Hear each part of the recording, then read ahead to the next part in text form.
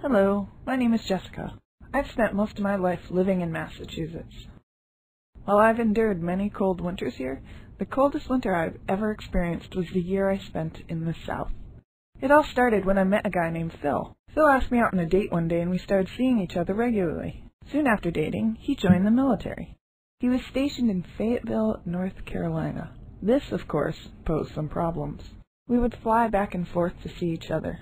About once or twice a month, one of us would be in another state. This turned out to be fairly costly. After about a year, Phil decided to propose to me and asked me to move down to North Carolina to live with him. I said yes and immediately made preparations to leave. Once I arrived in North Carolina, I realized that I needed to find a job. Having no college degree and no significant employment experience, I applied for a pet grooming position. Since this was one of the few jobs I had experience in, I got the job. I worked only a few hours a week, and pet grooming isn't exactly as fun as you might think. For instance, while washing a dog sounds like it couldn't be difficult, it usually means getting soaked, but it also means being covered in fur constantly. Dogs don't want to be washed, and they certainly don't want to sit by and let you try and dry them, and I won't get into the things that you have to clean up. So while the people I worked with made the job better, I still wasn't happy with what I was doing. I was hardly making any money. Phil paid all of the bills. I spent most of my time cleaning and cooking and playing on the computer. I'm relatively shy and didn't make too many friends. Instead, I relied heavily on Phil for entertainment.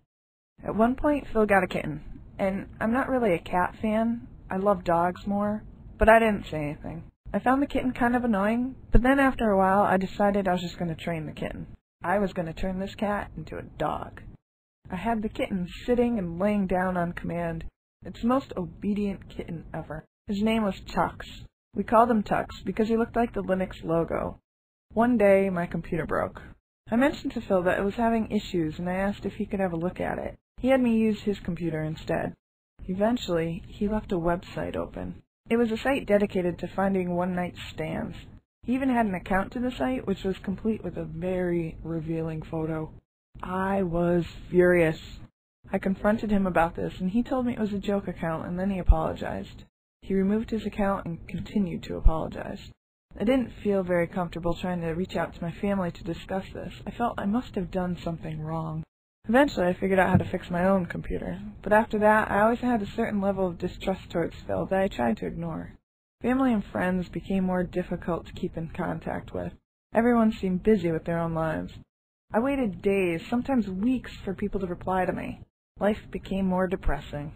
A few months went by, and I got word that my grandfather had passed away. I made plans and headed up to Massachusetts for the funeral.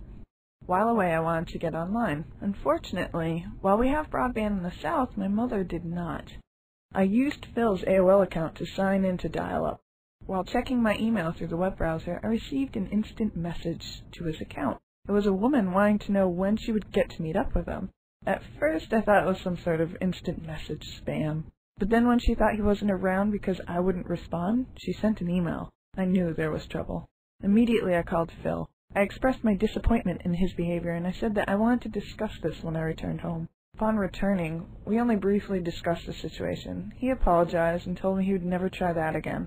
I began to wonder what had happened to my life. I was working very little hours at a job I didn't love. I relied heavily for shelter and food on a man that didn't seem to care about me. I didn't seem to know or talk to anyone on a regular basis that cared about my future. My life was headed in a direction that I did not approve of. I decided to make a change.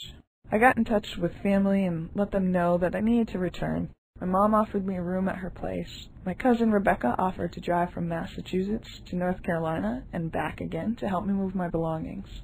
With that, I gave my notice at my job, and I told my fiancé that it was over. Rebecca came. We packed up her Jeep with my belongings and headed back. With the help and support of my family, I was able to go back to school and get an associate's degree, which helped me get into my first real job.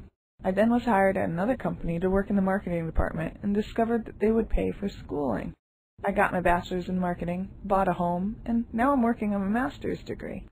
As it turns out, I'm working in a career I love, learning new and exciting things, and surrounded by my family and friends. My life is like that perfect summer day, and I never would have really appreciated this if it wasn't for my cold winter in the South.